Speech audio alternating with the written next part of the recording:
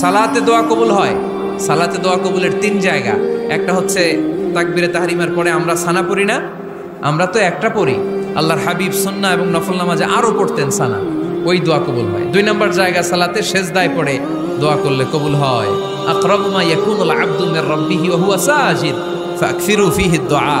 বান্দা যখন সেজদায় লুটিয়ে পড়ে বান্দা আল্লাহর সবচেয়ে কাছে চলে যায়।